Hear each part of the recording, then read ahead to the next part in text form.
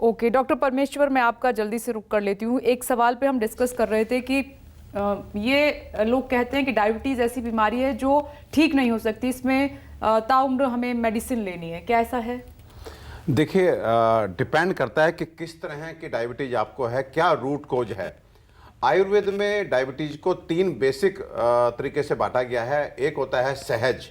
सहज को हम बोलते हैं कंजेनाइटल, यानी कि जब एक लेडी प्रेग्नेंट होती है, बच्चा उसके वूम में होता है, अगर उस समय कोई टॉक्सिक एलिमेंट ऐसा उस गर्भ में चला जाए जो उस बच्चे के पैंक्रियाज को डिस्टर्ब कर दे, वहाँ पे टॉक्सिसिटी पैदा कर दे, तो उसको एक तरह से कंजेनाइटल डायबिटीज हो जाती है। उसका पैंक्रियाज धीरे धीरे डैमेज होना शुरू हो जाता है और maybe at the age of 5, at the age of 7, 10-12 साल तक उस बच्चे को इंसुलिन इतना कम हो जाता है कि वो डायबिटिक हो जाता है, एंड इसी को हम टाइप 1 डायबिटीज बोलते हैं और इंसुलिन बाहर से देना पड़ता है। ये कंजेनाइटल।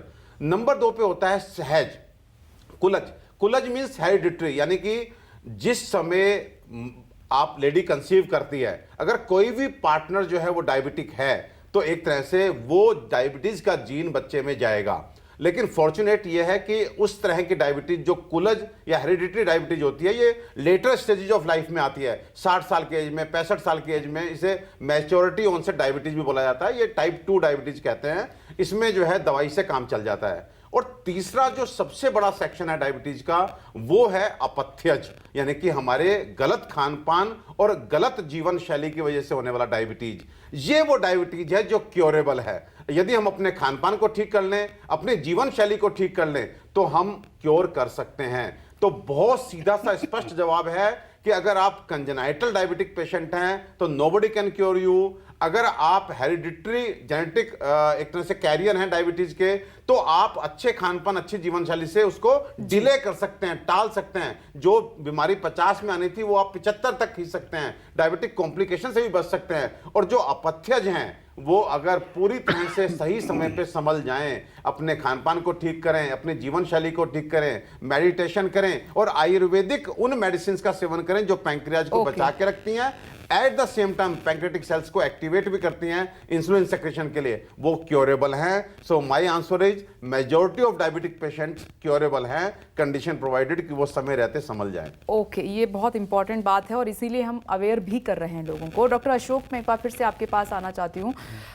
ये अमूमन घर में मैंने डिस्कशन सुना है जो करते हैं लोग, या मुझे लगता है बड़ी गलती भी हो रही है। ये कहते हैं जेनेटिक है तो हो सकता है, और अगर जेनेटिक नहीं है तो कह रहे हमारे खानदान में तो है ही नहीं, हम तो कुछ भी खा सकते हैं, खा के लेटे रहें, हमें कुछ करने की ज़रूरत नहीं, हमें नहीं होगा। मैं ज़रा इस भ्रम को आप दूर करें लोगों का। देखिए, जो डायबिटीज़ के बारे में हम लोग चर्चा कर रहे थे, टाइप 1 डायबिटीज़ जैसा कि अभी डिस्कशन चल रहा था, जिसमें क्या होता है कि इंसुलिन बनना बंद हो जाता है। तो उसमें कई कारण होते हैं, चाहे उसमें कई आपका जो है वायरल हो या कोई खाने से हो, मिल्क माना जाता है, प्रोटीन है, कोई भी हो सकता है। तो उसके लिए तो उन लोगों को इंसुलिन लगानी ही पड़ती है। दूसरा जो होता है जिसको हम लोग कहते हैं टाइप 2 डायबिटीज़, जिसके 90% पेशेंट्स होते हैं, उनमें जेनेटिक बैकग्राउंड होता है and it get precipitated by the environmental factors. आपका खान पान, आपका रहन सहन, आपका किस तरह का है, उस तरीके से आपका वजन बढ़ गया तो आपके डायबिटीज़ होने की संभावना और अधिक बढ़ जाती है। जहाँ तक आपने सवाल का जेनेटिक का है, तो अगर ग्रैंड पेरेंट्स को है और दोनों पेरेंट्स को है, तो चांसेस है बच्चों के अंदर 60-70% चांसेस होते हैं आपके बच्चों में डायबिटीज़ हो। सिर्फ दोनों पेरेंट्स को है तब चांसेस अबाउट 40-50% होंगे। एक पेरेंट को अगर डायबिटीज़ है तो चांसेस हैं कि 25-27% होंगे। तो मतलब यह है कि जेनेटिक बैकग्राउंड तो होता ही है। कई बार क्या होता है, आप पूरी अपने 60 साल की उम्र तक पहुंच गए, आपने अच्छा ठीक किया, नहीं होता। लेकिन जब कोई इन्फेक्शन हो जाए, कोई मानसिक तनाव हो जाए, तब आपको जो है वो एकदम से प्रेसिपिटेट हो जाती है। तो इसलिए अगर आप ध्यान में रखेंगे, क्योंकि जो लोगों को पता है कि मेरे फैमिली में डायबिटीज़ है, वो अगर ख्याल रखते हैं तो उनको आगे चल के डायबिटीज़ अगर होगी भी तो बहुत लेटर स्टेज में होती है और उनको फिर इतनी कॉम्प्लिकेशन नहीं रहती। तो जैसा आपने सवाल पूछा, जेनेटिक बैकग्राउंड का दोनों बीमारियों में, इवन टाइप 1 में भी वो कहते हैं कि हालांकि है बहुत कम, लेकिन होता ज़रूर है। दोनों बीमारियों के अंदर जेनेटिक बैकग्राउंड का बहुत ही महत्वपूर्ण स्थान है।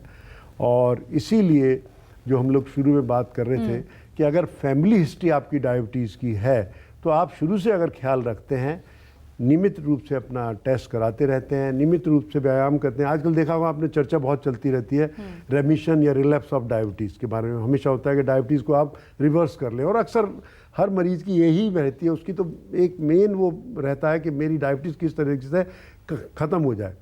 तो जैसा अभी डॉक्टर साहब बता रहे थे, देखिए मेटाबॉलिक डिजीज़ है ये, इसको जो है आप कंट्रोल कर सकते हैं। जड़ से ख़त्म करने का जो मतलब है ना, वो अभी तक बहुत कम लोगों में देखा गया है। हो सकता है कोई एक्सेप्शनल केस हो जिनमें हो सकता है, लेकिन अक्सर डायबिटीज़ को हम लोग कंट्रोल कर सकते हैं, मतलब ख़त्म नहीं कर सकते। ओके। नमस्कार, मैं हूं मानक गुप्ता। अगर आपको हमारा ये वीडियो पसंद आया हो तो इसे लाइक और शेयर जरूर करें, और हाँ, हमें सब्सक्राइब और फॉलो करना ना भूलें ताकि आप देश और दुनिया की कोई खबर मिस ना करें। तो जुड़े रहिए हमारे साथ और देखते रहिए न्यूज़ 24।